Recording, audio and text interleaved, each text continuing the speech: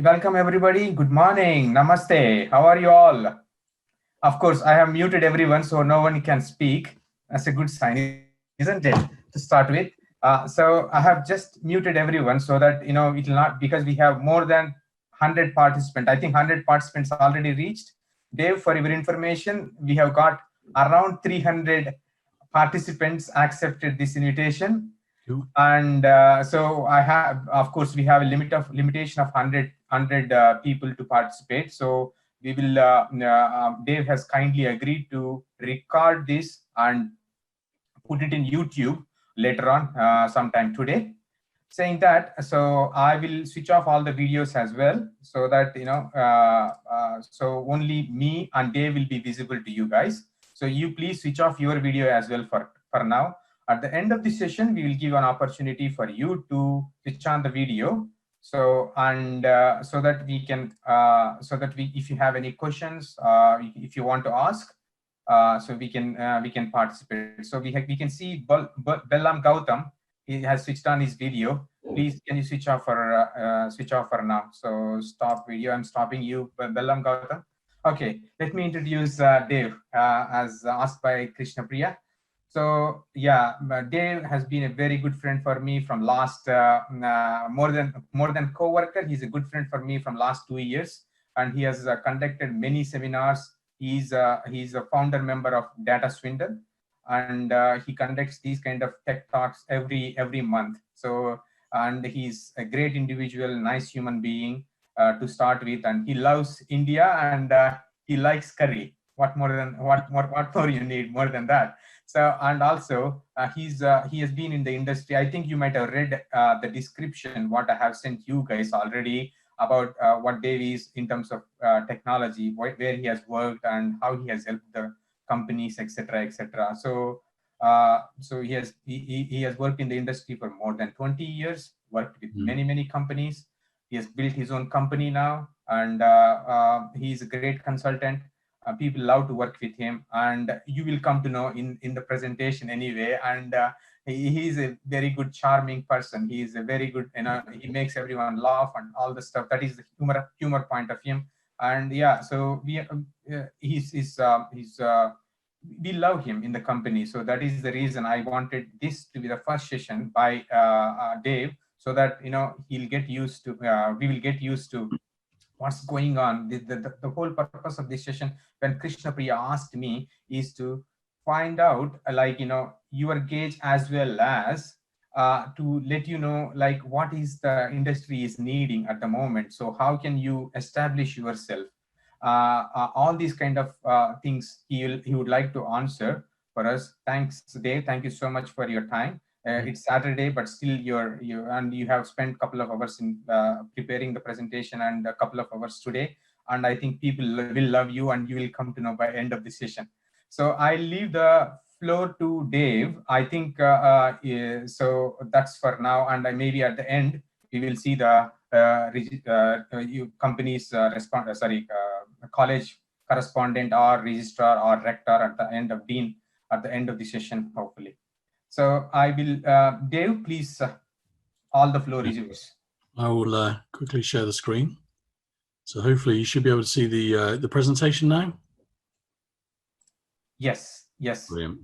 So yeah, so I've kept this session quite non-specific. So I'm a data engineer, data specialist, but I've tried to keep this not really focused on one particular technology, and it's more kind of how to improve your career, or how to plan for a career in the tech industry. 1 second. So how it all began. I was born in May 1975 in a very small village in southwest of England. My father was a chef in the RAF. He did a job for many years he was very good at and loved, but it wasn't truly his passion. He when he was a young boy, he wanted to be an archaeologist, and used to spend all his time reading about archaeology, and spent all his time kind of regretting that he didn't go down that route. Instead, he was asked at a careers meeting when he was 16 years old, what do you like doing?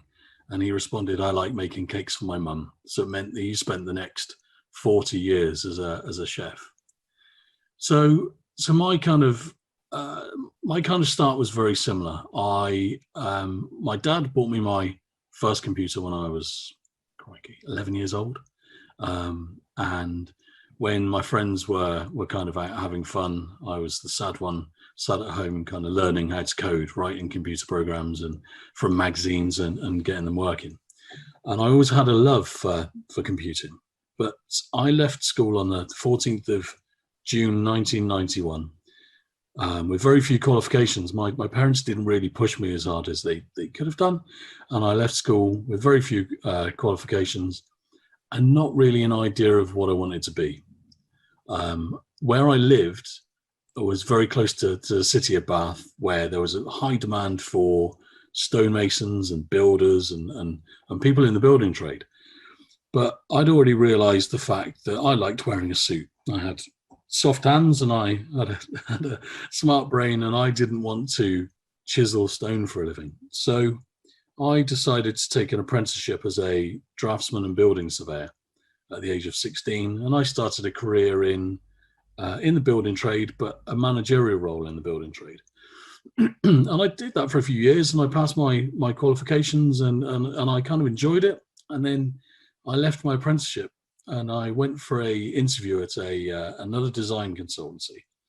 And the guy that interviewed me there, he was very open that he was in the office at 6. He often stayed till 10 at night. He loved his job. Him and his wife worked together. And he asked me a question. He asked me why I did my job and did I enjoy my job. And he asked me one particular question which sticks in my mind even now. And he said to me, if you do something that you love as a job, you'll never have to do another day's work again. And he was lucky. He was in that position where he loved every day of going into the office, whereas I didn't feel that. I was good at what I did, but I didn't feel that same passion. And when I left that interview that day, I made a decision that I wasn't going to do the job that I trained for. And I completely changed. I decided that instead, I wanted a career in IT. I wanted a career in tech. I wanted to work with computers, which I've been doing since 11 years old, and something that I would stay up until 4 o'clock in the morning doing, and something I was really passionate about. So that day I went home and I took a piece of paper and I wrote a plan of how I was going to get my career in IT. The fear was I had no technical experience or qualifications, but I had a passion for the technology, and I had to convince someone to take a chance on me, really. So I decided, I printed hundreds, if not thousands, of copies of my CV. I updated my CV, made it tried to get as much passion into that CV as I possibly could, just to try and convince someone that I was worth taking a risk and I was worth investing in. And I posted out these CVs and I heard very little. I mean, nothing. Also at the time, there was a computer sales company in the town near where I lived. And I was obsessed. I wanted to work for this company. So every week, probably 2 or 3 times a week, I would go in there asking questions of the guys that worked in there. And every week I'd ask the same question. Have you got any jobs? Have you got any jobs? Is there a place for me? And there was nothing. And then one day I went into this same shop and I was friends with the staff in there because I spent so much time going in. And one day I went into that shop and they said, we haven't got any roles, but there is a role that's come up. It's part-time, but it's about 40 miles away. So I leapt at the chance. I put on my best suit. I went for an interview. I interviewed and I got offered the role, which I happily accepted, even though the fact that the cost of the journey to get me to this place was often more than how much it was paying. But I didn't care. All I wanted experience. I wanted to show that I knew what I was talking about, and I wanted to learn off the people that I'd be working with. So I took this role, and it was, I think, 16 hours a week initially, plus a little bit more covering holidays. But it gave me the perfect opportunity to dedicate one day a week, one working day a week, to signing up to a higher national certificate in business IT. So I enrolled on this course, and I didn't have the qualifications from school, but I had an ONC in building studies, and I had real world experience from the role that I'd been doing. So I enrolled on a higher national certificate in business IT, and I studied like crazy, and I just kept on working at a loss. And as soon as I completed the first year in that course, it meant that I had some proof that I was viable. So again, I got back into producing CVs, posting them out, just trying to get my next step on the ladder. And I managed to get my first kind of proper techie role, not a sales role, with a local company, and that was and they were happy for me to have one day off a week for my continued training, which was fantastic. So I changed roles, and I got my first role as an IT engineer, very junior role, still lots to learn. So when I was in this role, I was there for probably 4 years. I bought myself a second-hand box of books, which was it used to be like a cube of books, and it was all the exams, all the books based on the exams that you needed to pass your Microsoft MCSE, so your Microsoft Certified Systems Engineer qualification. So I dedicated myself to reading. The books are about 1,000 pages. So I dedicated myself to reading a book a month, and at the end of every month, I'd take an exam. And this was I was just 100% dedicated to getting these exams. And I think it was like 6 exams that I took for my MCSE. And within kind of no time, I passed my MCSE, got my certificate. And as soon as I got my certificate, I was actually offered another role as a database administrator.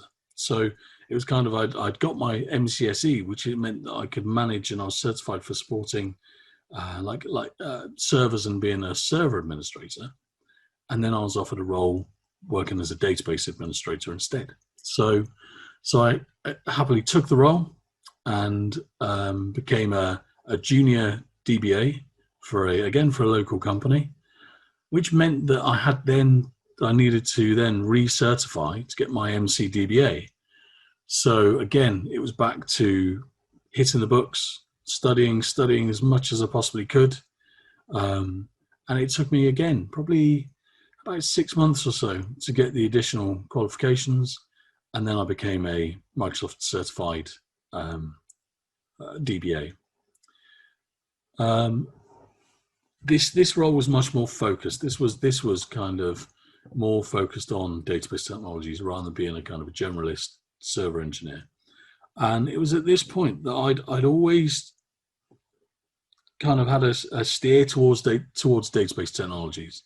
My flatmate at the time used to mock me for creating a CD database, which was my pride and joy. I could find any CD, any track within seconds, which he loved.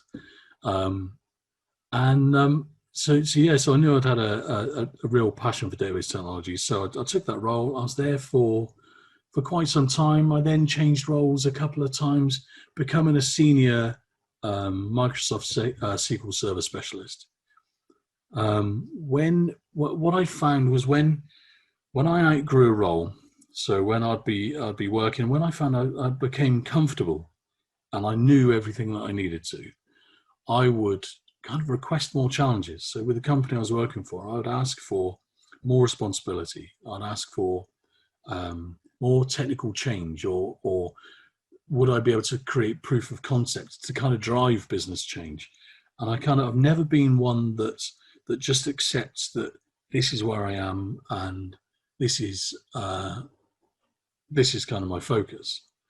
Sorry, I've just noticed one thing. I think the slides aren't moving forward, so please bear with me 1 second.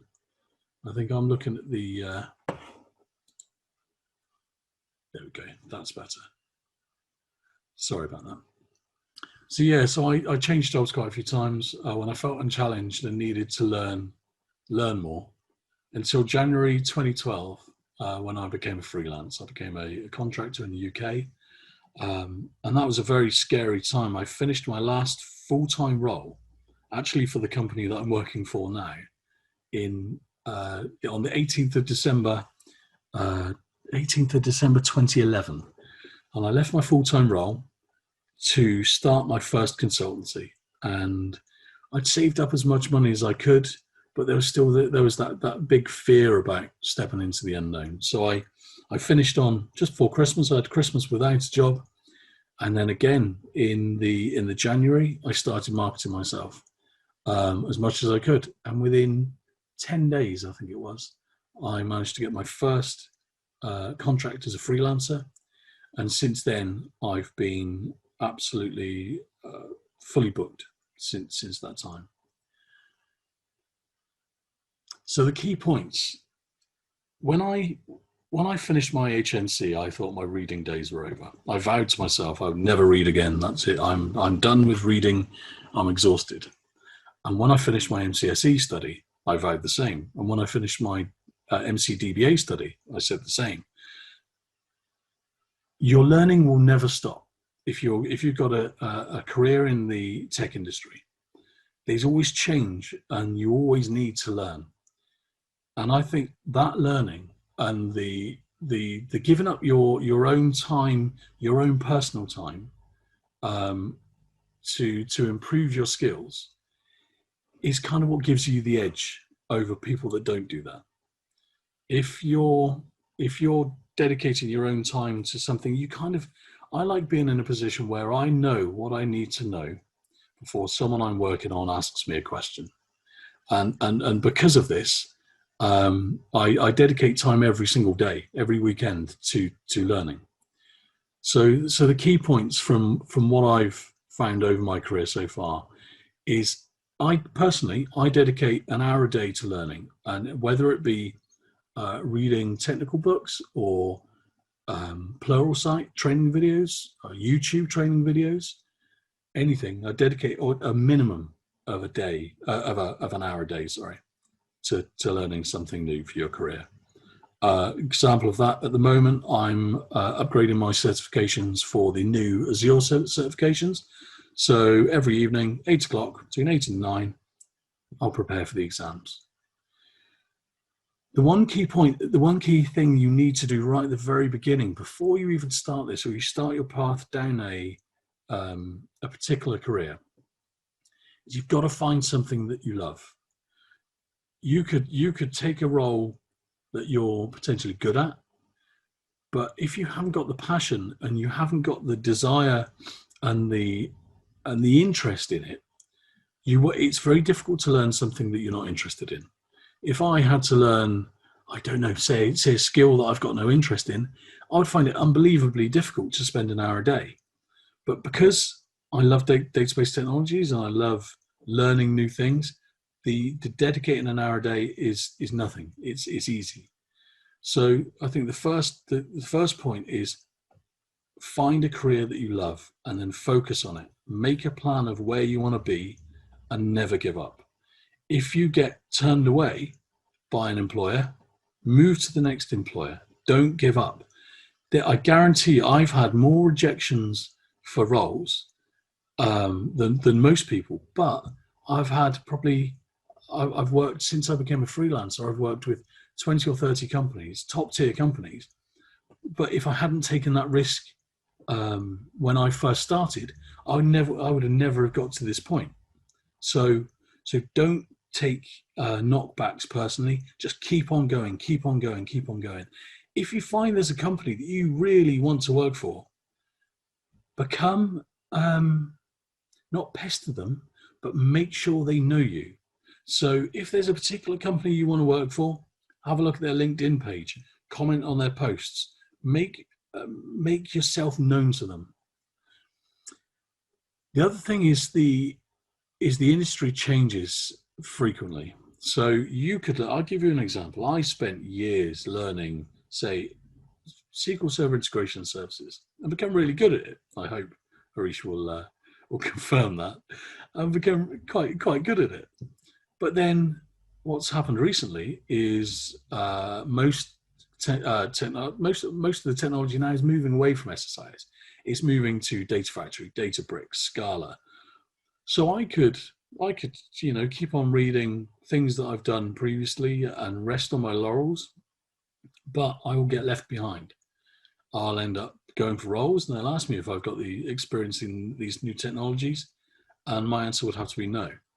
So I tend to keep a close eye out on technical changes that are happening, and I'll go into more detail in this in a second. But so I learn new skills, and I try to learn the relevant skills. It's very easy reading books on things you know, reading books on things you're comfortable about, watching videos on things you know and comfortable about. But I think you need to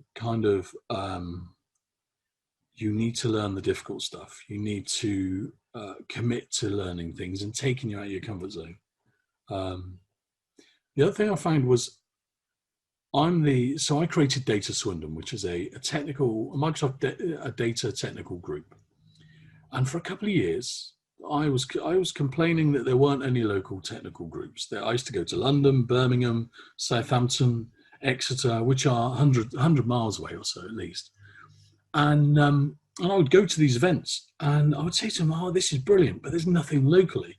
And I waited and waited and waited. Nothing happened and nobody created anything.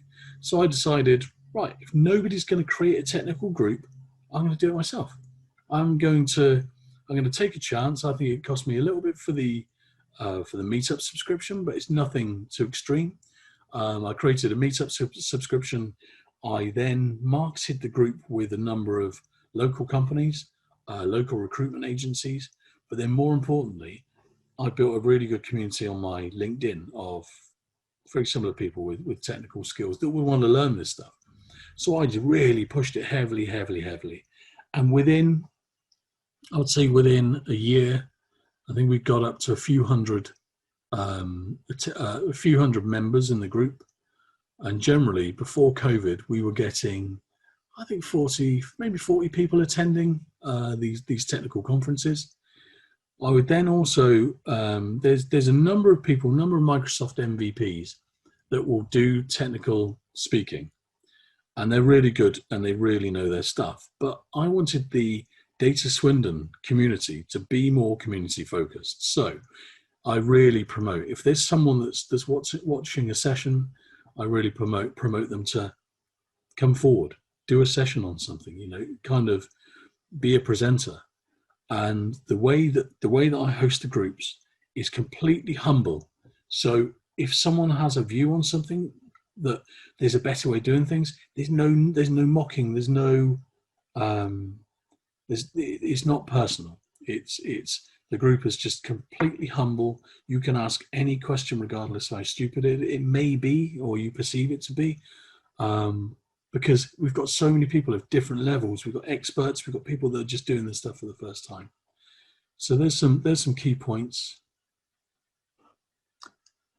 Sorry, hold on 1 second. So one thing I mentioned previously is, how do you determine what the market needs? What I tend to do is I keep a close eye on skills that are in demand on job forums. So I keep an eye on, say, JobServe, LinkedIn, other job sites, to see what's in demand, see what the organizations that I want to work for are looking for.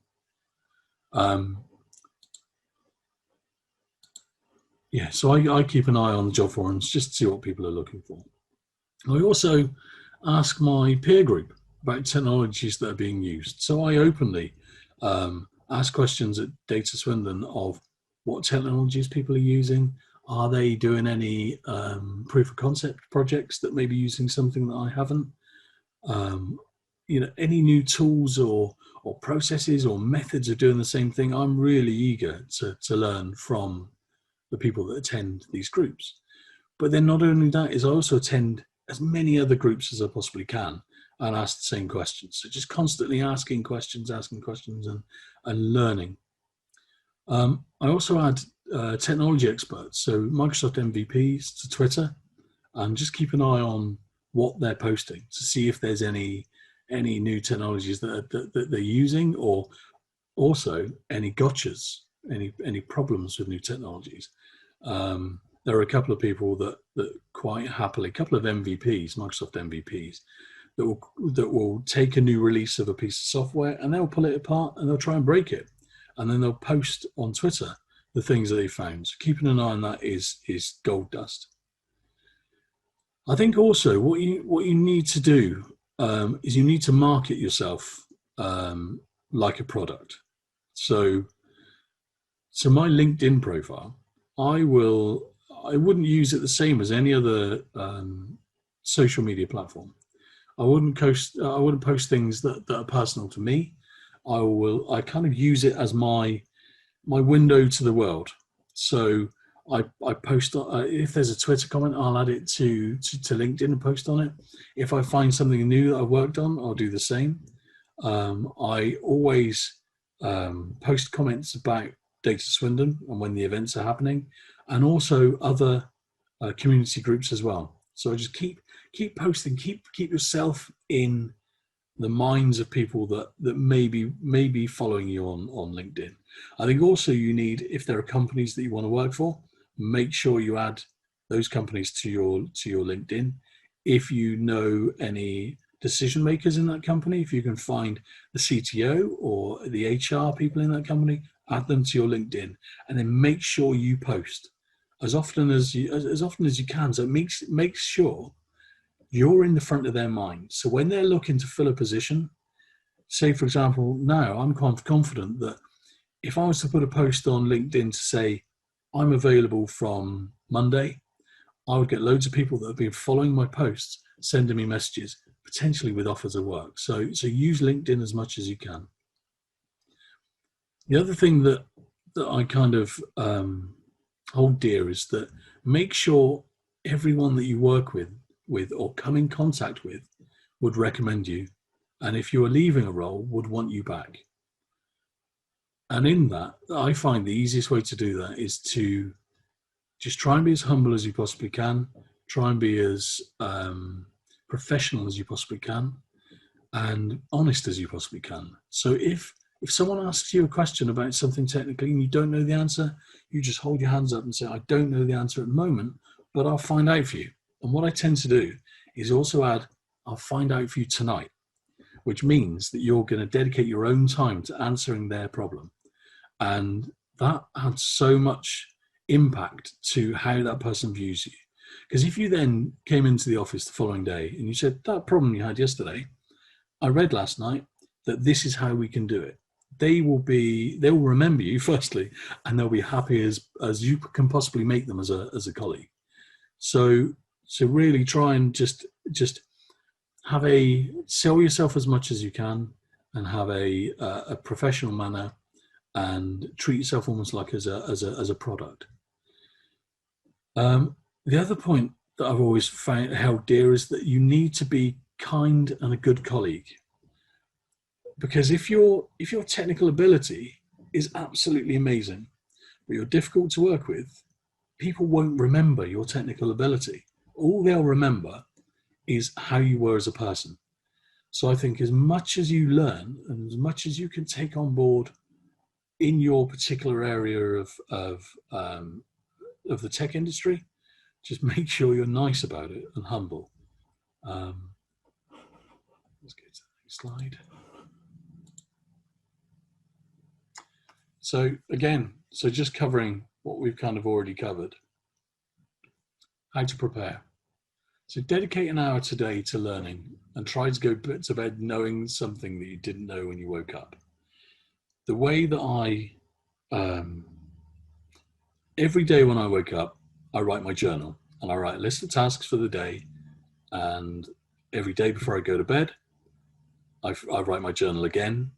And I tick the things that I did in that day. This journal is so easy to create. I use OneNote on my Surface, and it's every day is almost like it's almost like a message to your future self. So anything that you write down in the morning, tasks you write down in the morning, if you haven't completed them by the end of the day, yourself in a year's time is going to look back and question why you didn't do that. So you should only commit to things that you can achieve in that day. And every single day, I've got the same thing. I've got 30 minutes of video training, 30 minutes of reading, and then I've got an hour of non-technical reading as well. And I commit to that, and I schedule times for that very first thing in the day, because it's so easy. I've got a busy life. I've got a family. I've got commitments and things to do, but it's so easy for life to take over and for you to not commit that hour a day. And then before you know it, you've got to the end of the week and you haven't done it any evening. So I think the main thing to do is just make a list, commit to it, dedicate an hour a day to learning, and just make sure you learn something every day.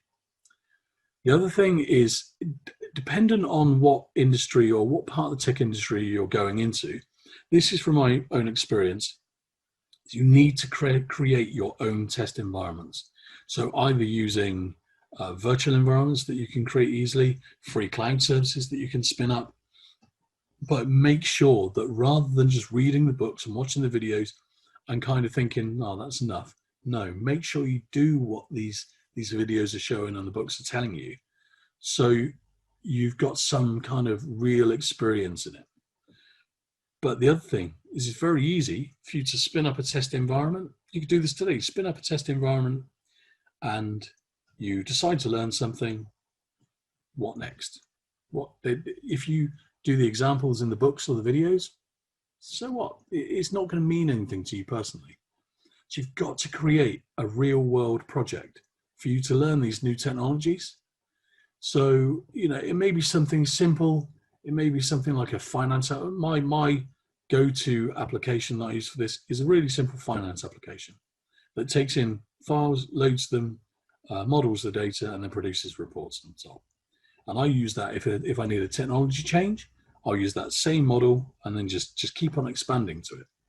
But you've got to make sure you find a real world example. It can be anything, absolutely anything. It could be a finance application, it could be a inventory, apartment inventory system. It could be anything. One thing that I did when I did my HNC, I needed a case study to do some software development for. And I couldn't find any local businesses that would give me access to their data. No surprise. So I went into a local charity shop. And so I went to a local charity and I said, you've got a whole load of stock that comes in, a whole load of stock that you sell. How do you manage that? And they said, we've got these paper-based systems. So I offered my time and my skills to create them a system, a stock inventory system. And that was the system that I used for my higher national certificate. They were unbelievably happy with the fact that they had some free skills to build something like this. And this was years ago. And I think they're still actually using it to this day. The other thing to prepare, the other key point to prepare, and I briefly touched on this, is sign up to every single technical event that's going, every user group, every mailing list. You need to gather as much information as you can on your chosen technology. And then when you go to these events, it's very easy to go to these events and kind of be like a ghost. You go there and you learn stuff, but you're not really seen. You kind of sit at the back of the back of the room, and you kind of almost fade away.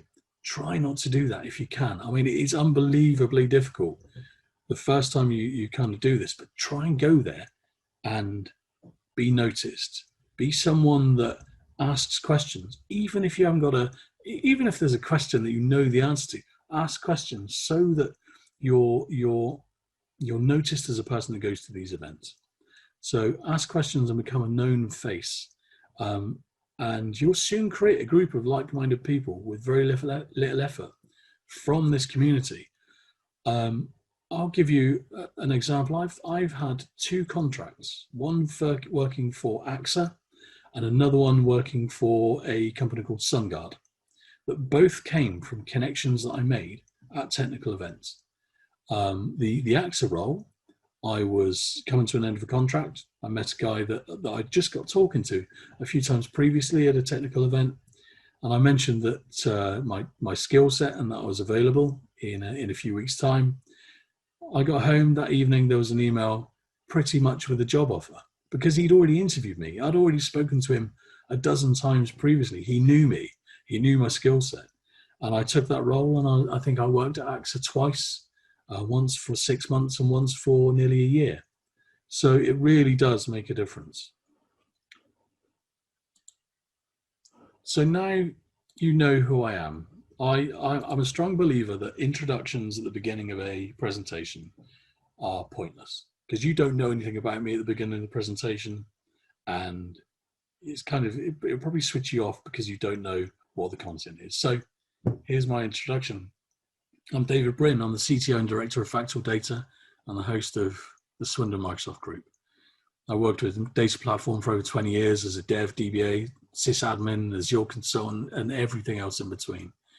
I live and breathe anything technical, and this is my hobby. This is what I do, and this is why I'm more than happy to spend some time with you guys now. Factual Data it's set up about a year ago, a new consultancy. And we're a data and cloud consultancy based in Chippenham, Wiltshire. I'm taking all my experience that I've gained over the last 20 years, and I'm offering it to companies big and small, multinationals as well as small startups. I'm a strong believer that the multinationals and the large companies shouldn't be the only ones that are taking advantage of technical enhancements.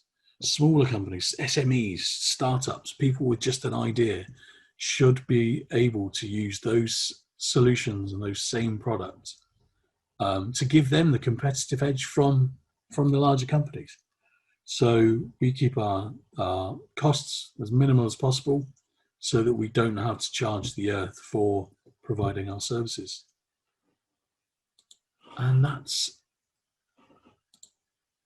my presentation. If you've got any questions, please feel free. If you want to connect with me, there's my details. But I'll also be Factual Data's got a YouTube channel, and I'll post this video to YouTube by the end of today. And I think I forgot to say at the beginning, Harish, but Namaste India, and good morning, good evening, good afternoon, and I hope you enjoy the presentation. Yeah, I absolutely did, Dave. I absolutely did enjoy your presentation. That was very valuable for all these students, because they are in the college now. They are learning. This keeps them going in terms of finding their soul and what they need to do, what they need to read every day, why they need to spend an hour, as you said, like every day, an hour matters in their life. That hour is now. That hour is now. So you'll be absolutely amazed. Honest to God, even if you just do it for a month, dedicate an hour of learning something new for a month. Make a commitment to that hour. Put it in your calendar. Tell people that, right, I'm unavailable for this hour, and you'll be amazed how much you can learn. Yeah, so that 1 hour makes a lot of difference over the period of time. Maybe the first day it doesn't matter, second day it doesn't matter. Over a week, yes, they learn something. And as you said, over a month and over an year, they're in the college for 3 or 4 years, and every day they're dedicating an hour. See how much they can learn, how much they can learn from the industry, how much they need. As you said, you have given lots of pointers for them to find out where the new technologies are coming or what they need to do, how to show themselves to the market that they are ready for the challenges. Like, for example, you said test environments and go and approach people. Don't be bothered about people will reject you. Of course, people, every offer you, every CV you send will not be successful, and they will not call you for the interview. No, but I mean, just be persistent. If there's something that you're really passionate about, don't stop. Just keep going, keep going, keep going. I mean, there was one particular company that I really wanted to work for about 20 years ago, and every month I'd send them a CV every single month. And in the end, I kind of beat them down, where I got to the point where the CTO just asked, he sent me a message and say, I've been receiving your CVs. Do you want to go for a coffee? We went for a coffee. I got offered the role and I was there for over 2 years. So don't stop, keep going. It's better to be a pain for someone and to be persistent than it is to be a ghost and to just not be noticed. Yeah, absolutely. I think, it happened to me. I'm just starting the interactive session. Dave, sorry if I'm taking much of your time, so that people will be comfortable to send their questions. So while we are talking, guys, everyone who is on mute, so if you have any questions to Dave, if that can be answered now, can you please post in the chat we have if you have any specific question, and I'll read that to Dave, and hopefully he will be able to answer. If not, he'll get back to you as and when he finds the answer. So we have asked for him for almost 1 hour, so we have 15 more minutes for the question and answer session. So he would love to answer.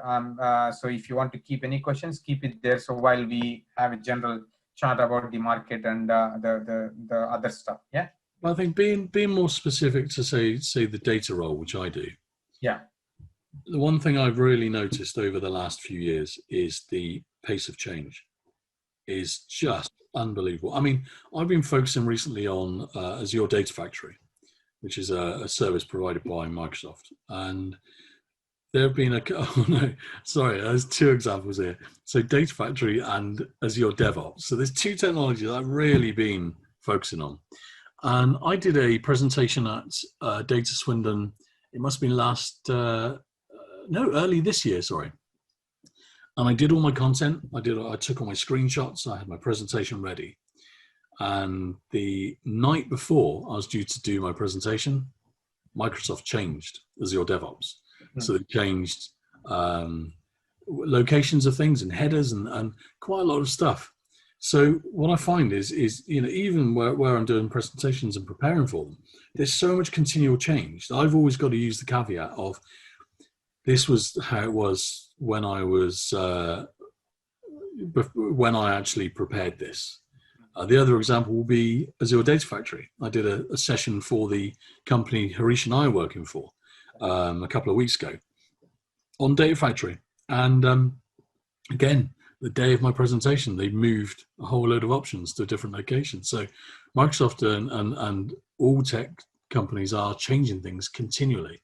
So if you just rest on your laurels, you've done your reading at uni or college, and that's it, you're not going to do any reading anymore.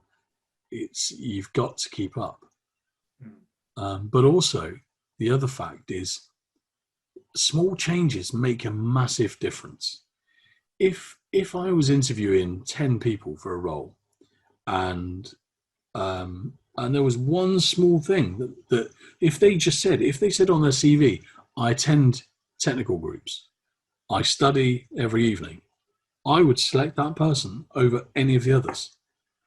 So make sure that your CV and that your LinkedIn profile actually sings your praises.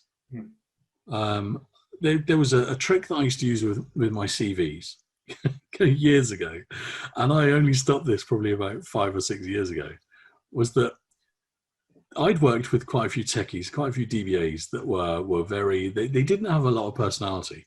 So the first line of my CV used to say, I'm a DBA with personality. And that used to just grab people's attention. So you could try that with your CVs as well, but you just need to make sure that you've got the edge over your competitors. Yeah, Dave, we are getting questions, Dave. So one question, let's start with who asked Raj. Raj is asking, sir, are there any software jobs that doesn't much depend on coding, because I'm not very good at coding. I'm a basic coder. Are there any jobs for software industry who can offer any jobs? Yeah, what's happening at the moment is if you look at, say, the role of a server engineer or sysadmin, used to be very GUI based. You wouldn't need to learn that much, but all roles now seem to be moving towards, say server roles. You're now using PowerShell. You're using coding in every role.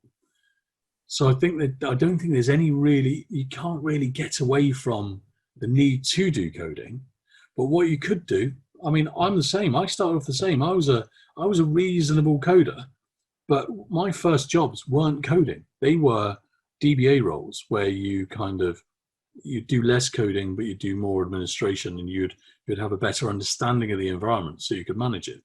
So I think if your coding skills aren't that great, I would say go down more of a server admin role, sysadmin role, potentially DBA role. And what you'll find over time is you'll probably find these roles will give you exposure to more coding. Yeah, we got one. We got couple of questions are pouring in, Dave. So, how do I don't have much money with me, but I have passion to start a company. How do I come up with a startup company without having too much money? Now, this one, I often get people saying exactly this, that they haven't got enough money to learn, or they haven't got enough money to start up. Go to portal.azure.com or Google Microsoft Azure. Yeah. Thanks, Dave. I'll post it here. Can you repeat that, please? Sorry. Yeah, just Google Microsoft Azure. Right. And the first page you'll get will be setting up a free subscription to Azure. So that free subscription, I think it gives you £200 worth of Azure credits. And I think it is, if I'm right, I think it is for students. I think they have some offers as well, isn't it? You do indeed with the student subscription. So if you create a subscription as just an individual, you'll need to put in a credit card. If you set up a student subscription, there's no need to enter a credit card. But what will happen is if you go over your credit limits, then the services will just be stopped. So create a student account in the Azure portal. You've got everything there that you need to learn. Mm-hmm. Also go to Microsoft Learn, which is completely free, and you will have all the training resources that you need to learn the services and everything that's in Azure. Mm-hmm. If you've got any more money, if you have got some money, saying that, I was going to recommend Plural Sites, which is another training site. Mm. That is quite expensive for what you get. What you want to do is go to YouTube and Google what you're learning, and search for what you're learning. Yeah. One thing to be aware of is because there's continual change. If you look at the older videos, what may happen is you may find that the technology's moved on a bit and you're learning old stuff. So if you can, just order the videos by date and try and pick the ones that are the latest, because they'll be most relevant. So I'd just say Azure for setting up your subscription, then Microsoft Learn, which is completely free, which will show you how to use it. It's got loads of info there. YouTube has got, tons and tons and tons of videos on anything that you need to do. And the best part about this is the tools that you'll have access to on Azure will allow you to create a website with a database backend. It will allow you to, you can't use your training subscription for production and real world scenarios. But what you can do, you can learn everything you need to know. You can create your business, and then you can export the entire subscription to, say, an ARM template or to a file. Then if you want to start up your business and you've got some funding for it, it doesn't cost you anything. You put it on cost you minimum amount. You put it on the minimum tier, and then you spin it up in a pay-as-you-go subscription. And just to give you an example, the contract I'm working on, or the company I'm working for at the moment, we've got a whole load of Azure SQL DBs that cost £15 a month. So that is in Indian money around 1,500 rupees. That is not for the student. What Dave is saying, that is for the real world. That is for the real world. Big companies. Yeah, and what we're doing is we're building a project, we're getting everything that we need using these really low tier subscriptions. When we've got everything done and it's all dusted, or we get performance issues, then we just increase the tier of it. So it means that you can create your business for a very low amount of money, and then when the money starts raking in, you just increase it based on load. One thing I found with this is it means that companies can start with minimal capital expenditure. So you can create your own business in your room, and scale it as you need to scale it, with very little risk. Next question, Dave. I cannot see the person's name, but I'll read out the question. Software engineering, will it have good future or not because of the situation we are in, COVID, etc., etc. So he didn't explain it very well, but the question is basically software engineering. Is it have an end, or is it ever growing? I would say software engineering is the market to get into. I used to have this. I used to love working with physical servers. Things that you can take apart, things you can build. But I gave up on that probably 15, 20 years ago, because everything is moving to the cloud. You work on servers, you work on databases that exist somewhere in the ether. So I think the old based roles of like a hardware engineer are kind of gone. I think software is where the money is at the moment. Not only software, I would say data is where the money is. The demand for data skills in the UK and around the world is just insane. So I would say I've been working in my current role for the last 2 years, and both Rish and I, we've both been working without a stop with this COVID crisis, and we both work in software engineering. So I don't think the COVID crisis is gonna slow things down.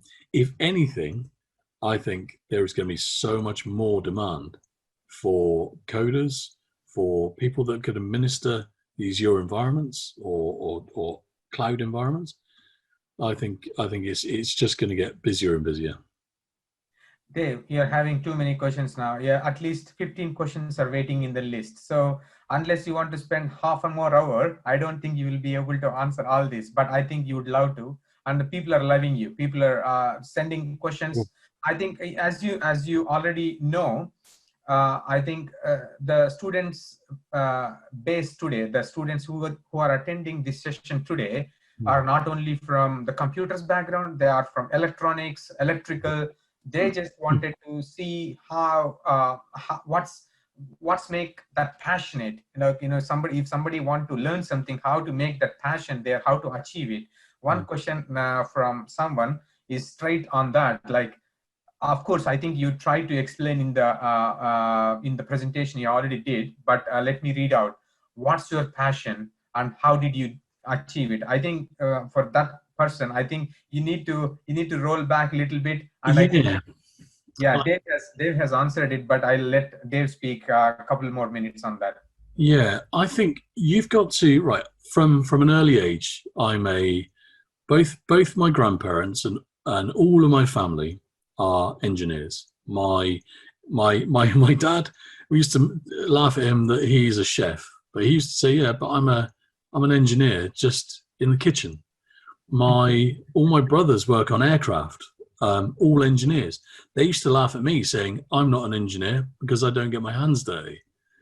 And I think what you need to find is you again, just get a piece of paper and a pen and write down what it is you enjoy doing. What gives you a sense of achievement, or what gives you a buzz? What drives you to do particular things?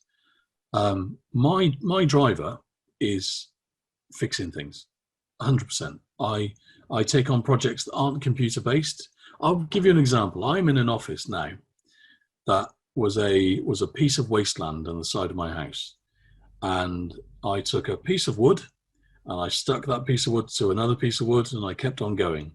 until I built an office in the garden. It's insulated, it's heated. It's Harish has seen it.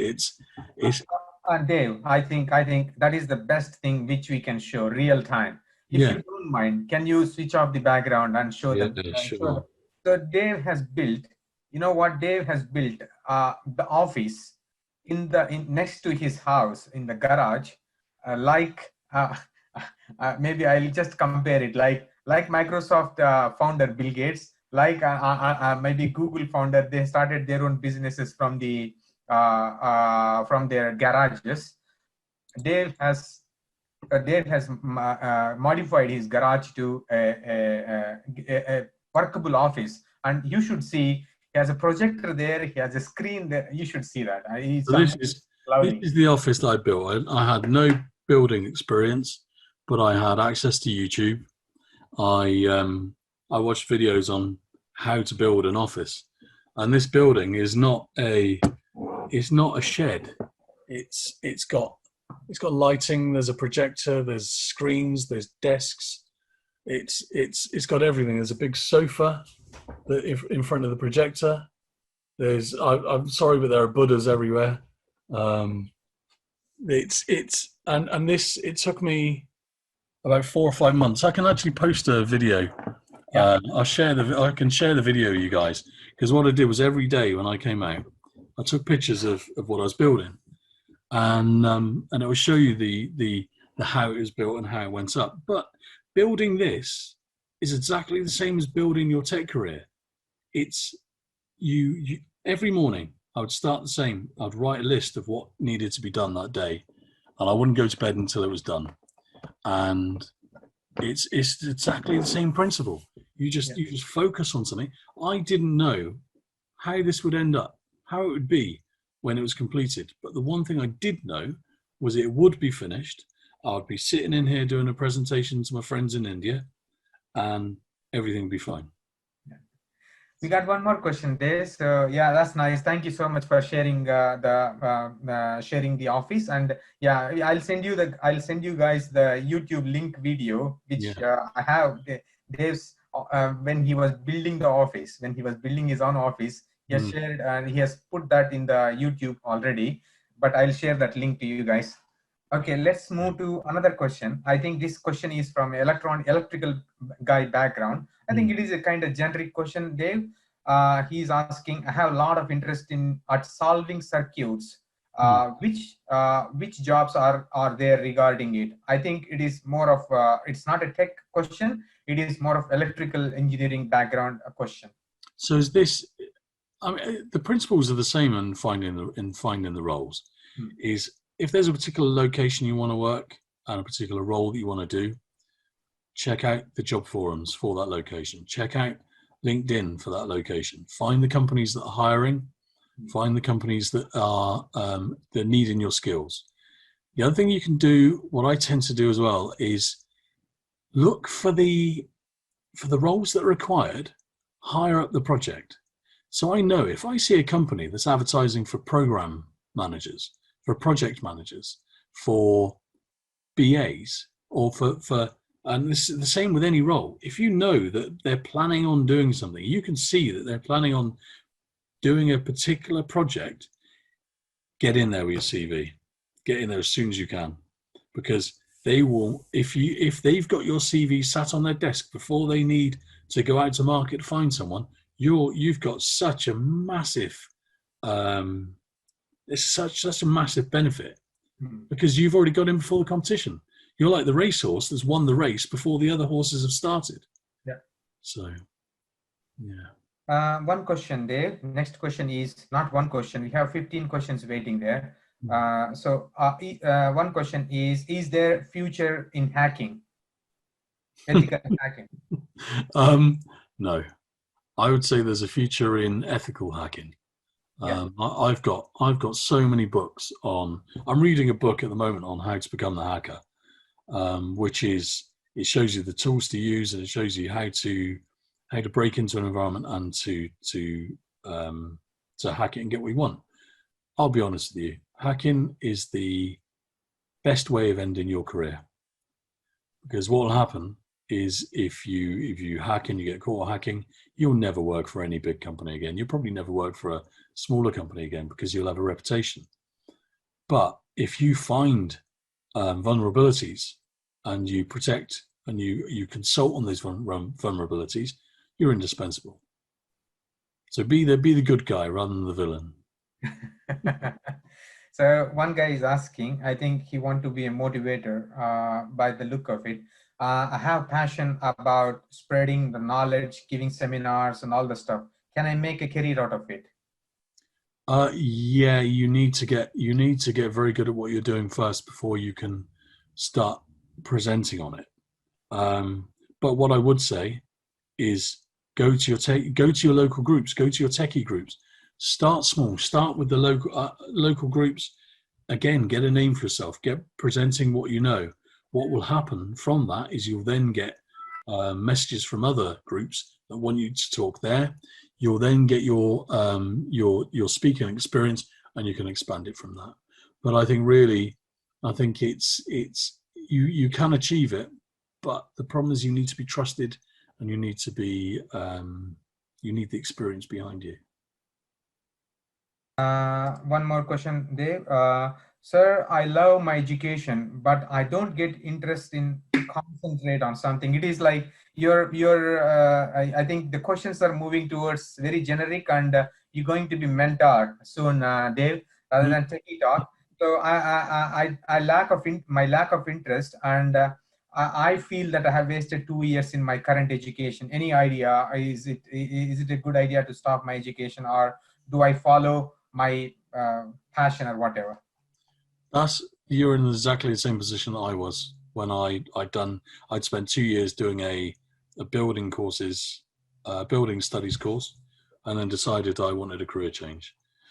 I think what I would say is there's if you're passionate about it enough, if you know that you're in completely the wrong role, then I can't see any issues with switching roles, switching to something you do love, because I think what you'll find is that you'll struggle to put in the time on something that you don't love, and you'll end up being in a prisoner in a role that you don't want to be in. So to make sure you choose wisely, and at an early age, it's not the end of the world, and it's not wasted time. If you're in education, if you're learning stuff, it's never wasted. I'll be honest. This office that I built, I couldn't have done this unless I'd spent 2 years studying building studies.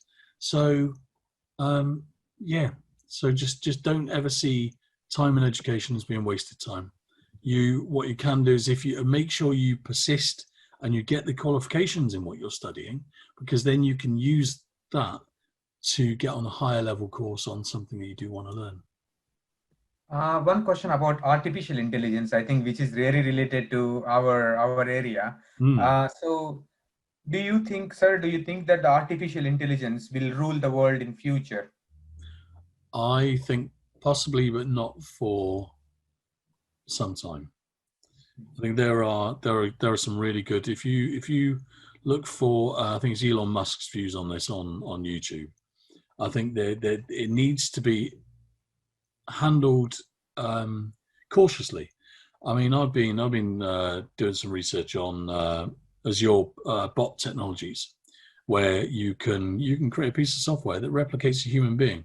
So when someone calls, they think they're speaking to someone, but they're not. They're speaking to a system. I think AI at the moment can do so much. It can replicate what people do, but I just think there needs to be kind of an openness and transparency on that. I think it's probably a very good technology to get into, but don't believe 100% what the press says about AI taking over the road with evil robots. So don't watch too many movies is what you're suggesting. Absolutely. Right. I think maybe it's maybe last couple of questions. Sorry, we are already 3 minutes over the time limit. That's fine. That's good with me. Okay. Thank you very much, Dave. Thank you. So one question is, I think this guy is from electrical background. Sir, I'm an electrical engineering student. Do you think that the programming knowledge is useful or useful for me in the future? Yeah, I think so. Um, I think there was a quote that Satya Nadella said at a conference last year, and he said every company is a tech company, and I think the way that Microsoft are increasing the markets they're going into and the offerings they've got, I think you need to learn how to code, or you just need to learn even basic coding just to understand um, what the requirements are. I mean, if you were to say, for example, if you're an electrical engineering student and you create a system that takes inputs and produces outputs, surely it would be good to know how the code is going to run. It's going to sit on the systems that you're creating. So I think having a good overview, I think, makes you kind of more rounded. I would love to learn electrical engineering, but so when I retire, that's what I'm going to do one day. Yeah. One more question is, I think this is a very common question, Dave, and across India, because as you know, and you might have heard from me many times, this kind of complaining, or this kind of argument, or this kind of statement.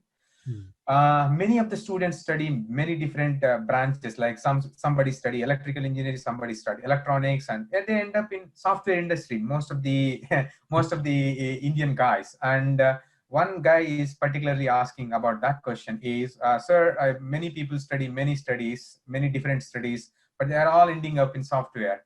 I feel like I don't have any I don't respect my study anymore. That's his question. He's all about.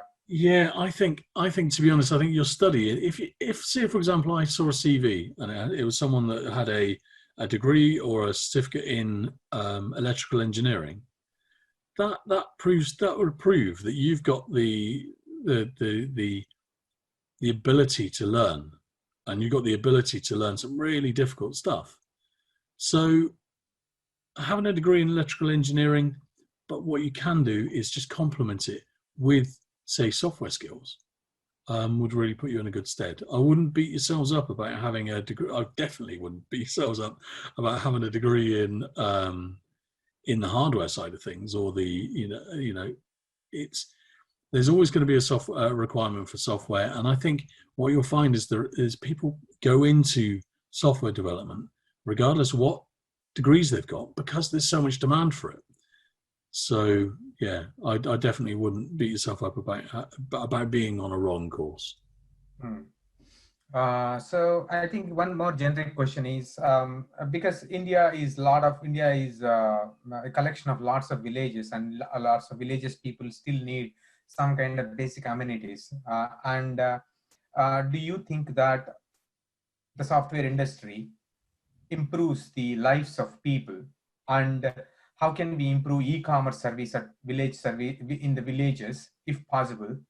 And do you think that will happen in the future? I think maybe not up until this point, but I think it's changes coming. Again, I don't know if you're aware of Elon Musk's plan to put the Starlink satellites into orbit. Within the next few years, there'll be internet access all over the world, wherever you are. So you could be in a village in the middle of nowhere, you'll still have internet access. I think the development of apps on your phone, I think everybody, once this is available, everybody in the world will be walking around with their mobile phones in front of their faces rather than enjoying the beauty of the world, which is a sad thing, but there will definitely be demand for software development Yeah. everywhere. But not only that, is there were some really good case studies from Microsoft on how rural areas were benefiting from Microsoft technologies in things like the management of. I think there was one study I saw about the management of usable water, that they had systems that were linked to the internet that managed the control and processing of say like desalination plants, or turning dirty water into clean water. So I think there are opportunities everywhere for technology to make a difference. And I think if you see a problem that you think can be solved by using technology, create it. You've got the free tools on Azure, do it. So yeah, I'm very passionate about that. And one question is, I have a lot of confusion to go to software or my core engineering, which is electrical. Right, this is my view and my view only, because I've gone down the software route and I've kind of been there for many years. I would personally choose software over hardware because it's something I love. But ask yourself the question: what is it you love? What is it that drives you? Is it electrical engineering, or is it the software side of things? Because the worst thing you could take from this today would be to say, studied electrical engineering, but this guy Dave, he says software is where the money is. I'm going to can all I've done and go down this route, even though I don't love it.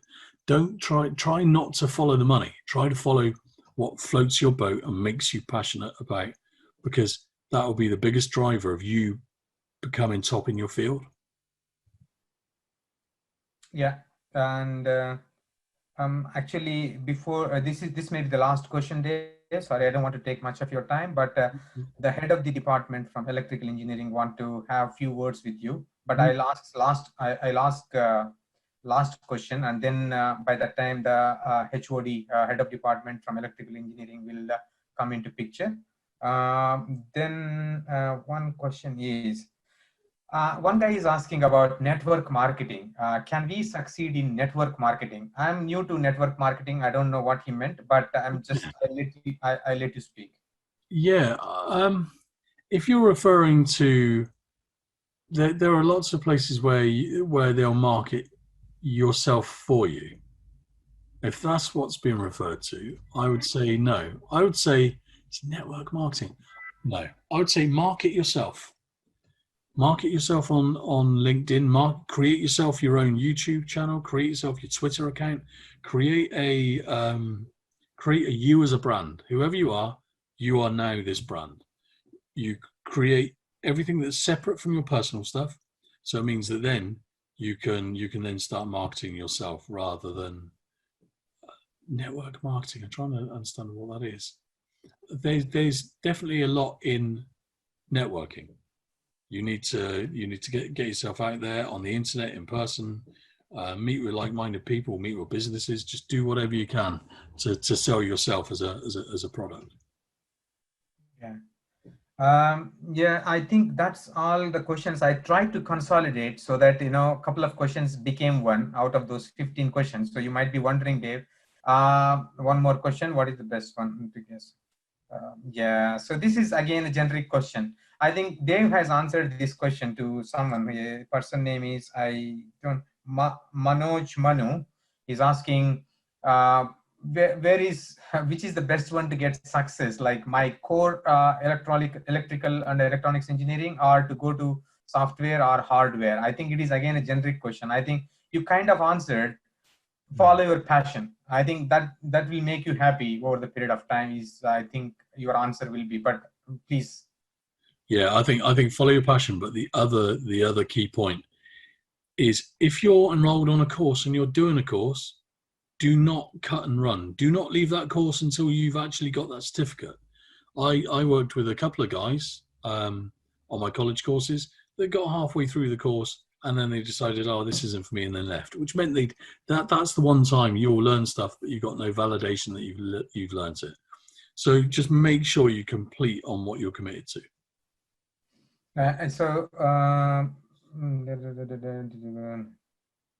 Yeah, okay.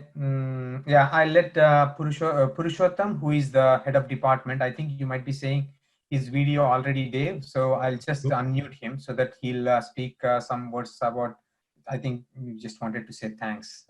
Yeah, no worries. But if you get any other questions, just feel free to email me. Yeah, sure. Yeah. Yes, Purushottam. Yes, please go ahead. Sir, good day, sir.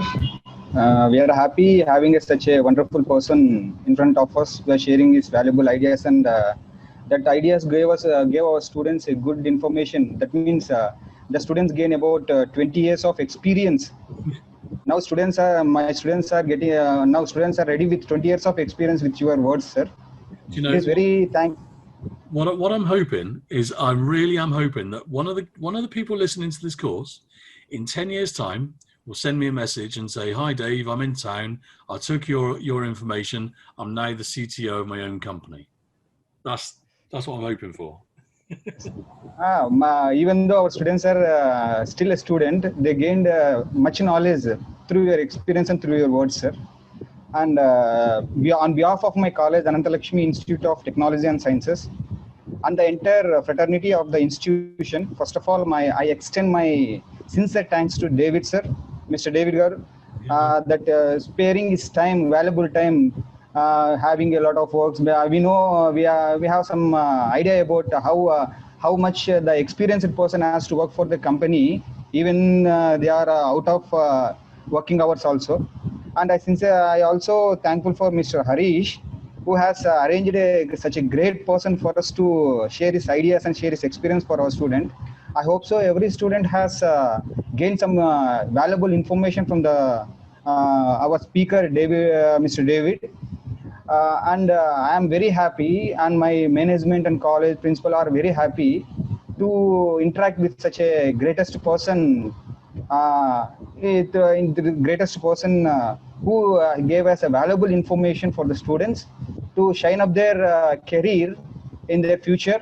And I request Mr. David that we will arrange many of the meetings like this, and please support us and give the valuable information and valuable suggestions regarding the students to cope up their career in the our students has to get a good position in the society like that.